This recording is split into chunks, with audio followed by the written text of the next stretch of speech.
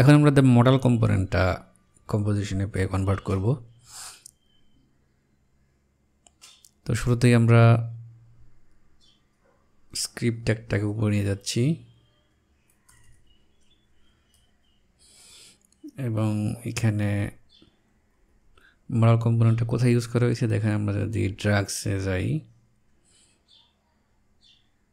এটাকে রান করতে হবে।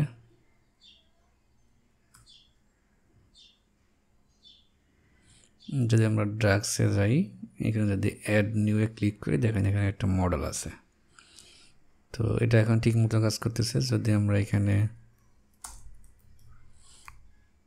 সেট আপ ইউজ করি, এটাকে কমেন্ট করে দিই, এটা আর কাজ করবে না,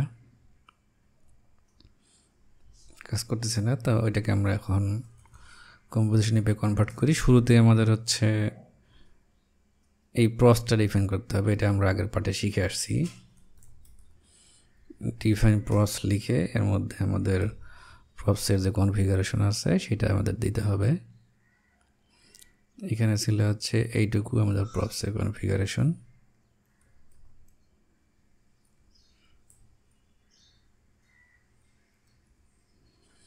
তাহলে প্রপসের কাজটুকু হয়ে গেল।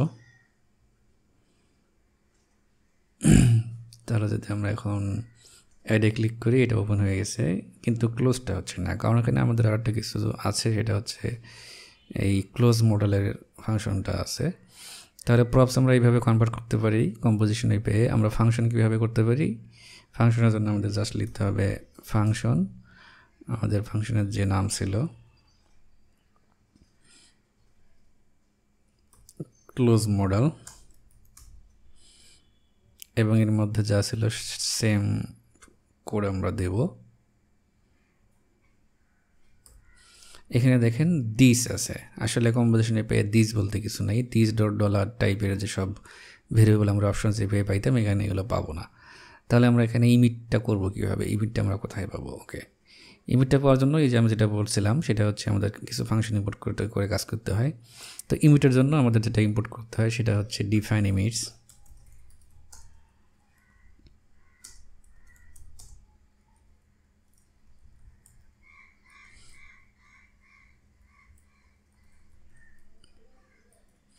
ডিফাইন ইমিটস, এই ডিফাইন ইমিটসের মাধ্যমে আমরা এই কম্পোনেন্ট থেকে কী কী ইভেন্ট ইমিট করতে চাই সেগুলোর নাম লিখে দিতে হবে। ধরুন আমি এখানে জাস্ট একটা ইভেন্ট আমরা এখানে ইমিট করি, সেটা হচ্ছে আপডেট করুন মডেল ভ্যালু।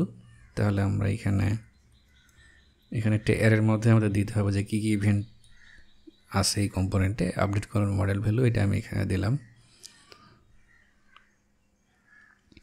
তাহলে এটা হয়ে গেল। এখন তাহলে এই যে ইভেন্টটাকে আমরা এখানে ডিক্লেয়ার করলাম, এটা একটা ভেরিয়েবলে রাখতে হবে, যে কোনো নামে দেওয়া যাবে। এটা আমি ইমিট নামে দিচ্ছি। তাহলে এখানে দিস ডট ইমিট না লিখে আমাদের সে যেই না ভেরিয়েবলে দিচ্ছি সেটা দিতে হবে। আমি এটা এখানে সে ঠিকমতো কাজ করবে। তাহলে ইমিট লিখলাম, ইমিটটা এখানে এভাবে কাজ করলো। এখন যদি আমরা এখানে ক্লোজ করি, দেখেন ক্লোজ হয়ে যাচ্ছে, তার মানে এটা ঠিক মতো কাজ করতেছে, ওপেন হচ্ছে, ক্লোজ হচ্ছে। এখন আর একটা জিনিস দেখেন, ডিফাইন ইমিটস এটা হচ্ছে একটা কম্পাইলার ম্যাক্রো, এটাকে ইম্পোর্ট করার দরকার নেই। তাই আমরা এটাকে না ইম্পোর্ট করি। ডিফাইন প্রস, ডিফাইন ইমিট দুটাকে আমাদের ইম্পোর্ট না করে আমরা এইভাবে কোড করতে পারি। তাহলে এটা ছিল আমাদের হচ্ছে অপশন এপিআই সিনট্যাক্স। এটাকে বাদ দিয়ে আমরা এখন এইটুকু হচ্ছে কম্পোজিশন এপিআই সিনট্যাক্স।